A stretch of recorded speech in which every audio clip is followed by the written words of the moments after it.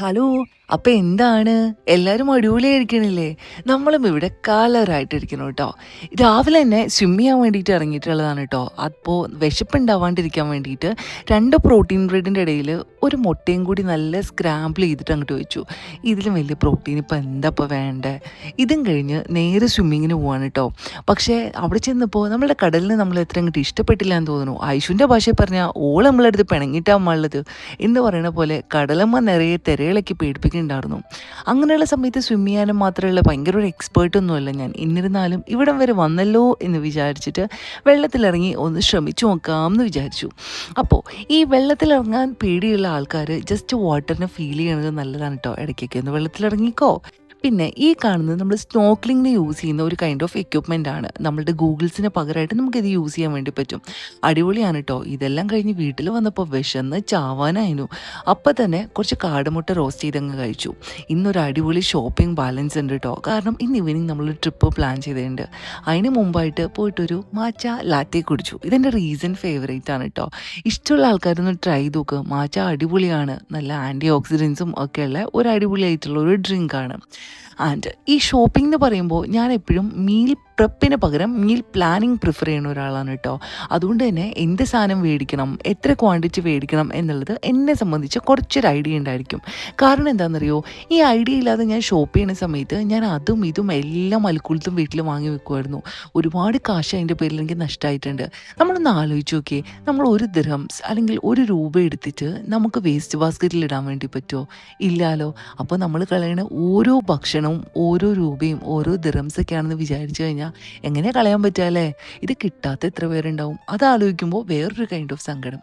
So എന്തായാലും ഈ meal planning എന്ന് പറയുന്ന സാധനം എന്നെ നല്ലോണം ഫുഡ് വേസ്റ്റ് കുറയ്ക്കാൻ വേണ്ടിയിട്ട് ഹെൽപ്പ് ചെയ്യുന്നുണ്ട് കേട്ടോ. അല്ലെങ്കിൽ ഒരു ട്രിപ്പ് എന്നൊക്കെ പറഞ്ഞ് പുറത്ത് പോകുമ്പോൾ ഞാൻ അതും ഇതും എല്ലാം വാങ്ങിച്ചു കൂട്ടി എല്ലാവരുടെയും വയറ് നിറയ്ക്കണതിൽ വല്ലാണ്ട് ശ്രദ്ധ പുലർത്തുമായിരുന്നു. ഇന്ന് ഞാൻ അങ്ങനെ ഒരാളല്ല. ചിലപ്പോൾ ഏജ് കൊണ്ടുള്ള മാറ്റമായിരിക്കാം. ഇത് കഴിഞ്ഞ് പുറത്ത് വന്നപ്പോഴേക്കും നമ്മൾ നേരത്തെ പറഞ്ഞില്ലേ മാച്ച ഡ്രിങ്ക്, ഇതിൻ്റെ പൗഡർ അന്വേഷിച്ച് കുറേ കാലമായി ഞാൻ നടക്കണു. At the end I found mine. ഈ നെസ്റ്റോൻ്റെ ജസ്റ്റ് പുറത്തായിട്ടാണ് കേട്ടോ ഇതുള്ളത്. അടിപൊളിയായിട്ട് അവിടെ നിന്ന് ആ സാധനവും മേടിച്ച് നേരെ നമ്മൾ ഫുഡ് കോർട്ടിൽ വന്ന് ഫുഡ് കഴിക്കാൻ തുടങ്ങി. താഴെ നിന്ന് വാങ്ങിച്ച ഫുഡാണ്. കുറച്ച് ഫ്രൂട്ട്സും എല്ലാമായിട്ട് മിക്സ് ചെയ്തിട്ട് അങ്ങോട്ട് കഴിച്ചു. നല്ല വിശപ്പുണ്ടായിന്. കാരണം ഇത്രയും നേരമായിട്ട് ഷോപ്പിങ്ങും സ്വിമ്മിങ്ങും എല്ലാം കഴിഞ്ഞിട്ട് ഒരു ഹെവി മീൽ എടുത്തിട്ടുണ്ടായിരുന്നില്ല. അങ്ങനെ അതെല്ലാം അങ്ങോട്ട് കഴിച്ച് നേരെ വീട്ടിലേക്ക് പോകണം. ഇനി വീട്ടിൽ ചെല്ലുമ്പോൾ നമ്മളുടെ ഫസ്റ്റ് പരിപാടി നമ്മളുടെ മീൽ പ്രെപ്പാണ്. എന്തിനു വേണ്ടിയിട്ട്? നമ്മളുടെ ഔട്ടിങ്ങിന് വേണ്ടിയിട്ട്. അപ്പോൾ ഞാൻ ഒരു ചാർക്കോൾ ചിക്കനാണ് ഉണ്ടാക്കണേ. അപ്പോൾ അതിന് വേണ്ടിയിട്ടുള്ള മസാലാസാണ് ഈ ഉണ്ടാക്കണത്.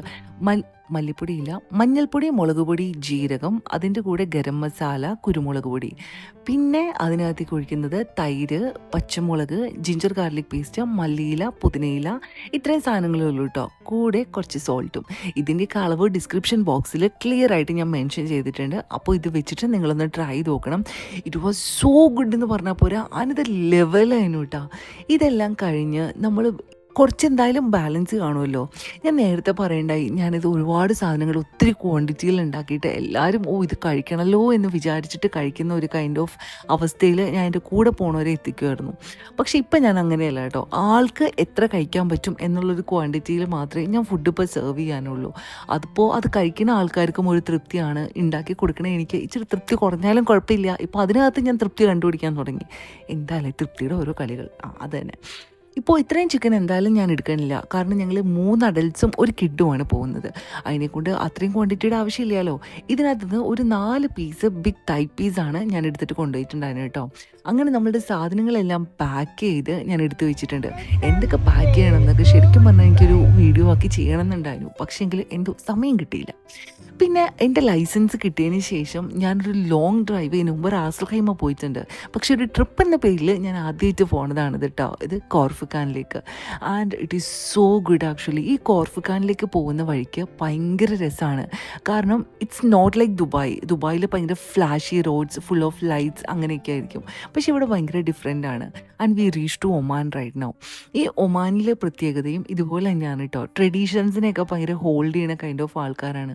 ഈ റോഡ് സൈഡിൽ ആ ഒമാനി തന്നെ വിൽക്കുന്ന ഒരു ചായക്കടയിൽ നിന്ന് ഒരു ചായയൊക്കെ മേടിച്ച് ഒരു കാവയൊക്കെ വാങ്ങിച്ച് കുടിച്ച് ഞങ്ങൾ ഞങ്ങളുടെ സ്പോട്ടിലെത്തി. This is Oman. പക്ഷെ നമുക്കിവിടെ കയറാനായിട്ട് പാസ്പോർട്ട്, വിസ അങ്ങനത്തെ അൽക്കുലത്തെ ഒരു സാധനത്തിൻ്റെ ആവശ്യമില്ല. കണ്ടോ, ഒരു അടിപൊളി കാം ആൻഡ് ക്വയറ്റ് ആയിട്ടുള്ള പ്ലേസാണ് കേട്ടോ. ഇവിടെ ഒരു സൈഡിൽ കുട്ടികൾക്ക് കളിക്കാനുള്ള പ്ലേസ് ഒക്കെ ഉണ്ട്. അതിൻ്റെ ഓപ്പോസിറ്റ് സൈഡിലായിട്ട് ഫുള്ള് മലയാണ്. ആ മലയിൻ്റെയും ഈ പ്ലേസിൻ്റെയും ഇടയിൽ കൂടി നല്ലൊരു വാതി അല്ലെങ്കിൽ റിവർ എന്ന് പറയാൻ പറ്റില്ല, ഒരു അരുവി പോണുണ്ട്. പക്ഷേ ഈ സമയത്ത് നമ്മൾ ചെന്നപ്പം അരുവി കിടന്നിടത്ത് കുറച്ച് ഇത് കെട്ടിക്കിടക്കുന്ന കുറച്ച് വെള്ളം മാത്രമേ കാണാൻ പറ്റുള്ളൂ. ചെന്ന ഉടനെ തന്നെ നമ്മളുടെ ടെൻറ്റും കാര്യങ്ങളൊക്കെ സെറ്റാക്കി ഫുഡിൻ്റെ കാര്യത്തിലേക്ക് കടന്നു. നമ്മൾ ചാർക്കോളും സംഭവങ്ങളൊക്കെ മേടിച്ചതിനെ കൊണ്ട് പെട്ടെന്ന് തന്നെ ചാർക്കോളെല്ലാം സെറ്റാക്കി ചിക്കൻ ചുടാൻ വേണ്ടിയിട്ട് തുടങ്ങി കേട്ടോ. ഏകദേശം 11 മണി ഇപ്പം തന്നെ ആയിട്ടുണ്ട്. ഇനി ഇതെല്ലാം എപ്പോൾ കഴിച്ചിട്ട് കിടക്കുമോ എന്ന് എനിക്കറിയില്ല. കാരണം എൻ്റെ ബാറ്ററി ഒരു 10 മണിയാകുമ്പോഴത്തേട്ട് പതുക്കെ പതുക്കെ ഡൗൺ ആവാൻ തുടങ്ങും. ഇപ്പം ഞാൻ എങ്ങനെയോ ആണ് എഴുന്നേറ്റിരിക്കുന്നത്. So I am not at all a night owl. എനിക്ക് മോർണിംഗ് എത്ര വേണമെങ്കിലും മുകളിൽ എണീക്കാൻ പറ്റും, പക്ഷെ രാത്രി എന്നെ കൊണ്ട് പറ്റില്ല കേട്ടോ. അപ്പോൾ അങ്ങനത്തെ പരിപാടികളൊക്കെ ചെയ്ത് ഞങ്ങളിങ്ങനെ കൂടിയേക്കാണ്. നെക്സ്റ്റ് ടൈം ഈ പ്ലേസ് വിസിറ്റ് ചെയ്യുമ്പോൾ definitely I am sure that ഇവരിത് ഭയങ്കരമായിട്ട് എക്സ്പാൻഡ് ചെയ്തിട്ടുണ്ടാവും. ഇപ്പോൾ തന്നെ 100 ദിറംസിന് ജസ്റ്റ് ഫാൻ മാത്രമുള്ള റൂംസൊക്കെ അവൈലബിൾ ആണ് കേട്ടോ. അതും ഓപ്പൺ ചെയ്യുമ്പോഴത്തേക്കും ഭയങ്കര രസമുള്ള വ്യൂ ഒക്കെ ആയിട്ട്. I show you in the morning. അപ്പോൾ ദേ ഫുഡെല്ലാം കഴിക്കുകയാണ്. ഇത് കഴിച്ചിട്ട് വേണം നല്ല സുഖമായിട്ടൊരു നിദ്ര. രാവിലെ എഴുന്നേൽക്കുമ്പോൾ ഇതിലും ബ്ലിസ്ഫുൾ ആയിട്ടുള്ളൊരു മോർണിംഗ് ഈ വർഷം ഉണ്ടായിട്ടുണ്ടോ ചോദിച്ചു കഴിഞ്ഞാൽ ഐ എം നോട്ട് ഷുവർ. കാരണം രാവിലെ എഴുന്നേൽക്കുമ്പോൾ ഒരു സൈഡിൽ നിന്ന് സൂര്യൻ ഉദിച്ചു പൊങ്ങുന്നു, വേറൊരു സൈഡിൽ ഫുൾ ഓഫ് മലകൾ, അതിൻ്റെ രണ്ടിടത്തായിട്ടും ഫുള്ളും ഈന്തപ്പനത്തോട്ടം. നമുക്കിഷ്ടം, ഭയങ്കര ഇഷ്ടമല്ല കുറേ മനുഷ്യന്മാർ കൂടെ. ഇതിൽ കൂടുതൽ എന്താ ഇപ്പോൾ വേണ്ടത്? പിന്നെ എൻ്റെ കുഞ്ഞുമണിയും കൂടി ഉണ്ടെങ്കിൽ ലൈഫ് ഫുള്ള് കളറായൊരു ഫീലാണ് കേട്ടോ. ഇങ്ങനെയുള്ള പ്ലേസസ് ശരിക്കും എനിക്ക് ഇഷ്ടപ്പെടാനുള്ള കാരണം maybe I am coming from the God's own country Kerala, അല്ലെ? അതായിരിക്കാം ഒരു റീസൺ. കാരണം എന്താ, നമ്മുടെ നാട്ടിൽ നമ്മൾ ഈ കാണുന്നത് എന്താ, കാടും മലയും അതുപോലെ തന്നെയുള്ള സാധനങ്ങളൊക്കെ അല്ലേ. അതുകൊണ്ടായിരിക്കും നമ്മൾ മലയാളീസിന് ഇതിനോടൊക്കെ കുറച്ച് ഇൻട്രസ്റ്റ്. രാവിലെ കട്ടൻ ചായ കുടിച്ചു തുടങ്ങാൻ ഇഷ്ടമുള്ള ആൾക്കാരും കൂടിയില്ലെങ്കിൽ കൂടിയും ഇതൊരു വൈബാക്കി പിടിക്കാം എന്ന് വിചാരിച്ച് കുറച്ച് കട്ടൻ ചായ ഉണ്ടാക്കിയിട്ടുണ്ട്. അതുപോലെ തന്നെ കുറച്ച് നട്ട്സും എല്ലാം കൊണ്ടുവന്നിട്ടുണ്ട് കേട്ടോ. ഈ തവണത്തെ ഔട്ടിങ് കുറച്ചുകൂടി ഹെൽത്തി വൈബാക്കിയിട്ടാണ് ഞങ്ങൾ പോയിട്ടുള്ളത്. അതർവൈസ് നമ്മൾ കുറേ അതും ഇതുമൊക്കെ കൊണ്ടുപോയിട്ട് ഫുഡൊക്കെ കഴിച്ച് വയറൊക്കെ നിറച്ച് ആകെ കൂടെ വെയിറ്റ് കൂടിയിട്ടാണ് വരിക. ഈ തവണ വളരെ കൺട്രോൾഡ് ആയിട്ടുള്ള, മിനിമൽ ആയിട്ടുള്ള, നമ്മളുടെ എൻവയോൺമെൻറ്റ് ഫ്രണ്ട്ലി ആയിട്ടുള്ള രീതിയിൽ നമുക്ക് പോവാം എന്നൊക്കെ പ്ലാൻ ചെയ്തിട്ടാണ് പോയിട്ടുണ്ടായിരുന്നത്. ഓ മൈ ഗോഡ്, ഇത്രയൊക്കെ പറയുമ്പോൾ തന്നെ എൻ്റെ ശ്വാസം നിന്ന് പോകുന്നു. അവിടെ ഇങ്ങനെ ഊഞ്ഞാലൊക്കെ കെട്ടിയിട്ടുണ്ട് കേട്ടോ. ഈ പ്രോപ്പർട്ടി സത്യം പറഞ്ഞാൽ ഇനി നമ്മൾ ചെല്ലുമ്പോൾ നല്ല പേയ്മെൻറ്റ് കൊടുക്കേണ്ടി വരും. ഈ തവണ വെറും 20 ദിറംസിന് നമുക്ക് ഒമാനി റിയാലോ അങ്ങാണ്ടെന്ന് തോന്നുന്നു നമുക്ക് അകത്ത് കയറാൻ വേണ്ടി പറ്റി. പക്ഷേ എന്തൊക്കെ പറഞ്ഞാലും നെക്സ്റ്റ് ടൈം ഇത് പറ്റുമെന്ന് എനിക്ക് തോന്നുന്നില്ല. കാരണം ഇപ്പം തണുപ്പ് അത്രത്തോളം ആയിട്ടില്ല. തണുപ്പ് ഇങ്ങനെ പതുക്കെ വന്നു തുടങ്ങണേ ഉള്ളൂ. നല്ല തണുപ്പാകുമ്പോഴത്തേക്കും എല്ലാം നല്ല എക്സ്പെൻസീവ് ആക്കി ഇവരൊക്കെ മാറ്റും. കാരണം ആ ഒരു ടൂറിസം അവിടെ നല്ലോണം ഡെവലപ്പാക്കി വരുന്നുണ്ട്. കണ്ടോ, ഞങ്ങൾ താമസിച്ചതിൻ്റെ ജസ്റ്റ് ഓപ്പോസിറ്റുള്ള മലനിരകളാണ് കേട്ടോ. നല്ല ബ്യൂട്ടിഫുൾ ആയിട്ടില്ലേ? ഈ മലയുടെ താഴെയാണ് ഞാൻ ആ പറഞ്ഞ വാതി. ഇത് നിങ്ങൾക്ക് കാണാൻ തോന്നുന്നു, വെള്ളം കെട്ടിക്കിടക്കണുണ്ടോ? അതിൽ കൂടെ ഇങ്ങനെ വെള്ളം ഒഴുകും. അപ്പോൾ ഒന്ന് ആലോചിച്ച് നോക്കി എന്ത് ഭംഗിയായിരിക്കും എന്ന്. സൂര്യനൊക്കെ ഉദിച്ചിങ്ങനെ അങ്ങ് വരണേ ഉള്ളൂ കേട്ടോ. ഇപ്പോൾ രാവിലെ സൂര്യൻ കുറച്ച് ലേറ്റായിട്ട് ഉദിച്ചിട്ട് നേരത്തെ പോയി ഉറങ്ങലാണ് പതിവ്. കാരണം നമ്മൾ വിൻ്ററിലേക്ക് എത്തിയിട്ടുണ്ടല്ലോ. അങ്ങനെ നമ്മൾ പാക്ക് ചെയ്ത സാധനങ്ങൾ എല്ലാം വണ്ടിക്കകത്ത് കയറ്റി ദേ ഈ പ്ലേസിനോട് നമ്മൾ ബൈ പറയാണ്. മാസലാമ. ഇത്രയും ഈ ഒരു ദിവസം എനിക്ക് സമ്മാനിച്ചതിന് ഒരുപാട് താങ്ക്സ് ഉണ്ട്. അൽഹംദുലില്ലാ, ഒരുപാട് ഗ്രേറ്റ്ഫുൾ ആണ്. അതുപോലെ ഇങ്ങനെയൊക്കെ വിസിറ്റ് ചെയ്യുമ്പോൾ ശരിക്കും നമുക്കൊരു ഫാമിലി ബോണ്ടിങ് ഒക്കെ ഉണ്ടാവും കേട്ടോ. നമ്മൾ കുറേ നേരം സംസാരിക്കും, ഫ്രണ്ട്സ് ആയിട്ടാണെങ്കിലും കുറേ സംസാരിക്കും, അങ്ങനെയൊക്കെ. ഈ ഒമാൻ ഭയങ്കര ഡിഫറെൻ്റ് ആണ് ഒരു കൺട്രിയാണ് UAE-നെക്കാട്ടിലും. ഇവിടെ നിങ്ങൾക്ക് കാണാം രണ്ട് സൈഡിലും കുറച്ചും കൂടി കൺജസ്റ്റഡ് ആയിട്ടുള്ള റോഡ്സാണ്. 2-വേ റോഡ്സൊക്കെ ഒരുപാട് കാണാൻ വേണ്ടി പറ്റും. മോർ ദാൻ ദാറ്റ് ഒരു സൈഡിൽ നിറയെ ഫ്ലവേഴ്സൊക്കെ ഉള്ള, നാട്ടിൽ നമ്മുടെ കൊങ്ങിണിച്ചെടികൾ നിൽക്കൂലേ, അതുപോലെ ഒരു കൈൻഡ് ഓഫ് ഫ്ലവേഴ്സ് ഇവിടെ രണ്ട് റോഡിന് രണ്ട് സൈഡിലും ഉണ്ടായിന്. കാണാൻ നല്ല രസമായിട്ടുണ്ടായിരുന്നു കേട്ടോ. തിരിച്ച് ഡ്രൈവ് ചെയ്യാൻ എന്നെക്കൊണ്ടൊരു ജീവനില്ലാത്ത പോലെ ആയിപ്പോയി. അത്ര കൊതിയുണ്ടെങ്കിലും ഞാൻ അങ്ങോട്ട് കുഞ്ചുവിന് കൈമാറി സൈഡിൽ അങ്ങോട്ട് ഇരുന്നു. പിന്നെ കൂടെയുള്ളവർക്കൊക്കെ ഞാൻ ഡ്രൈവ് ചെയ്യുമ്പോൾ നല്ല പേടിയാണ്.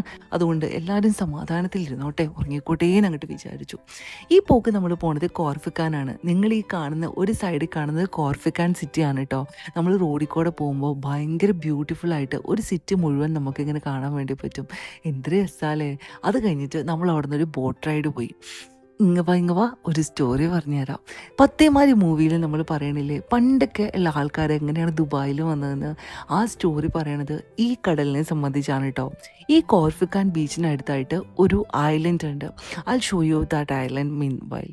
ഈ ഐലൻഡിനകത്ത് എന്താ നടക്കണതെന്ന് വെച്ച് കഴിഞ്ഞാൽ ഈ ഷിപ്പിൽ വരുന്ന ആൾക്കാരെ എല്ലാം ഇവിടെ കൊണ്ടുവന്നിട്ടാണ് അവർ സ്റ്റോപ്പ് ചെയ്യുക. അവിടെ നിന്ന് നീന്തി ആ ഐലൻഡ് എത്തും. എന്നിട്ട് എല്ലാവരും ഉറങ്ങി ഫുൾ ഉറങ്ങിക്കിടക്കുന്ന സമയത്ത് ഈ പാവപ്പെട്ട മനുഷ്യന്മാർ ഈ കാണുന്ന ഐലൻഡിൽ നിന്നും നീന്തി യിൽ വരും. അവിടെ നിന്ന് കള്ളവണ്ടിയൊക്കെ കയറി കുറേ ആൾക്കാർ അബുദാബിയിലെത്തും, കുറേ ആൾക്കാർ റാസൽ ഖൈമ പോവും, കുറേ ആൾക്കാർ ദുബായിലെത്തും. അങ്ങനെ ഓരോ ആൾക്കാരും അവനവൻ്റെ ഭാഗ്യം അനുസരിച്ച് ഓരോ സ്ഥലത്തെത്തും. അങ്ങനെ പടുത്തുയർത്തിയിട്ടുള്ളതാണ് നമ്മളിപ്പോൾ കാണുന്ന നമ്മളുടെ ഈ യുണൈറ്റഡ് അറബ് എമിറേറ്റ്സ്. അതുകൊണ്ടാണ് ഇവിടുത്തെ ലീഡേഴ്സിനൊക്കെ നമ്മൾ ഇന്ത്യക്കാരോട് ഒരു പ്രത്യേക സ്നേഹം എന്നാണ് എനിക്ക് തോന്നണേ കേട്ടോ. ഈ റോഡ്സിനകത്തുള്ള ഏറ്റവും വലിയ പ്രത്യേകതയാണ് ഒരുപാട് ഇതുപോലെ തന്നെയുള്ള ഈ ഗുഹ. എപ്പോൾ പറയാൻ നോക്കിയാലും ഇതിൻ്റെ നാവിൻ്റെ തുമ്പത്ത് കിട്ടില്ല. എന്താ പറയുക, ഇങ്ങനെ ഒരു ഗുഹയുള്ള പ്ലേസിനെ എന്താ നമ്മൾ പറയുക, അത് തന്നെ കേട്ടോ. അങ്ങനെ അണ്ടർഗ്രൗണ്ട് ആയിട്ട് ഈ മലയുടെ ഇടയിൽ കൂടി അവൾ വെച്ചിട്ടുള്ള ടണൽസ് ഉണ്ട്. യെസ്, വേർഡ് കിട്ടി.